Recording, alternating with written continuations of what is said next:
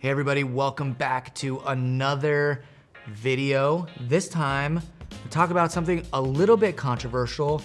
Why, at the peak of all of its popularity, did I sell my Fuji X100v?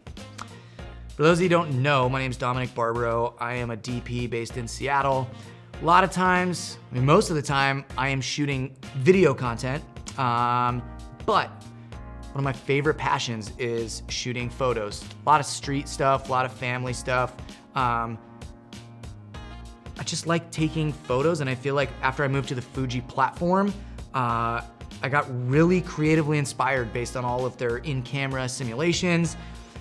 And for a while, I started out with the X100F, moved on to the X100V, but also while having the X100V, I had the XT4.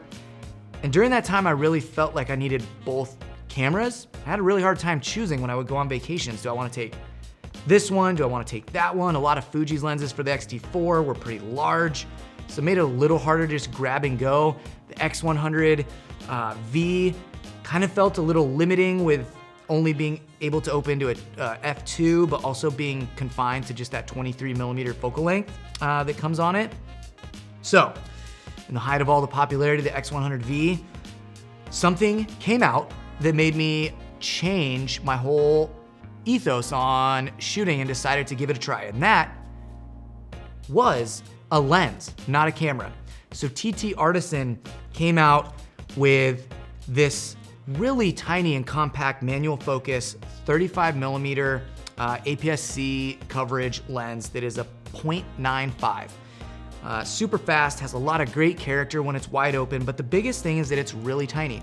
So I thought it was a great time to upgrade to the XT5 because the XT5 body was quite a bit smaller than the XT4 when you're practically shooting. You know, you put it on a strap and sling it around your back. It's not going all over the place. It feels very similar to the X100V, but having the ability to swap to any lens I want is great. You know, for example, I've got a speed booster, X to EF, a locking EF, which is really great, but I've got a lot of lenses here like Contact Zeiss, Leica R's, FDs that are converted to EF mounts, so I can put those on here and still get a lot of interesting character out of the lens itself. But as a grab and go camera, it just needs to be light and compact. And the thing with this setup is it really accomplishes most of that. And I feel like I just got back from a 10-day trip in Southern California. And it was my goal to see how much I would go for my iPhone, or even just take this out of the car to bring with me based on its size. And I have to say, after using the X100V so much and the XT4, I am using this so much more than both of those cameras just because of its size and capability. And the new 40+ megapixel sensor on this really allows for a little bit more flexibility in post if I want to crop and reframe, grab and go, and decide in post what I want to do. But really the magic here is in this TT Artisan lens. This thing looks so good, and you know, a lot of people don't like manual focus lenses, but from my perspective as somebody who shoots video and does a lot of manual focus almost exclusively, I'm actually very fast with a manual focus lens, and this thing has been a blessing to take with me. And I found that really the quality that I was getting with the wide open blooming and color and artifacts and flaring gave me some really creative options on my trip, as well as, you know, you go down to a 1.4 or a 2 and this thing starts to perform really well, really sharp, but still has some like really nice vintage characteristics like barrel distortion and some fun artifacts with light coming in. But realistically, I can almost grab this with one finger and spin it around as I'm using stuff if I'm trying to do multiple things, wrangle the kids.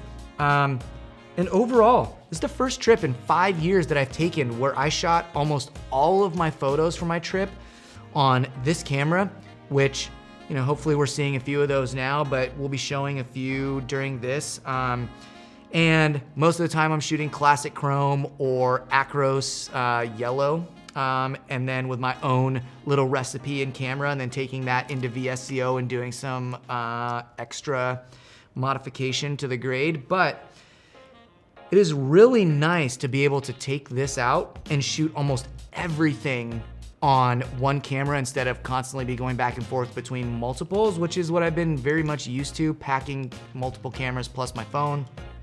And all in all, this as a whole has changed the way I feel like I'll shoot travel photography and street photography going forward. The only thing that I wish, TT Artisan, if you're listening to this at all, if you could make a 28mm version that is also a 0.95, that would be so great. A little bit of the time struggling, you know, APS-C with a 35, wishing I was just a little bit wider, but I feel like 23, 25, just once you start shooting people's faces, close-up portraits, it starts to look a little, I don't know, too wide when you start getting in really close for portraiture. So I think 28 on a Super 35 sensor is a really good starting point to go into portraiture, and it's not too far from a 35, so if you got something in development, send it our way, because I'd love to see what you could do with that focal length. But all in all, the X-T5 with this lens has just opened up a ton of stuff creatively for me, and I am not even remotely sad that I gave up my X100V for this combo. Biggest thing is, if I wanna go shoot something professional, I have an interchangeable mount that I can put any lens I want on this. I mean, hell, I could put a PL mount on this and shoot one of my Cooke Pancro full frame lenses or any of my Cine lenses on this and still capture behind the scenes footage of my video shoots with the lenses we're shooting on our actual cameras. All in all, really amped on this. Love the hand controls on the X-T5. Shooting is like a breeze, just being able to grab and go and having everything there. Had an X2 HS, XH2S, played with it for a day and returned it. This X-T5 is a camera that I just like from a functionality standpoint, and this has made so much of my shooting way more interactive and way more fun. So if you have a chance to check out this lens specifically, do it. It's awesome. For the price, like 250 bucks, can't go wrong. And the X-T5 is a great upgrade from the X-T4 or even the X100V. So if you've been thinking about, the X100V feels a little limiting with only one lens, here's a great way to have the same footprint but a lot more flexibility. And I feel like a lot more flexibility in post too with your images, so you gotta try it out. So if you don't already follow or subscribe to our channel, give us a like, subscribe to us, because we're gonna be putting out hopefully a lot more content like this. Stay tuned.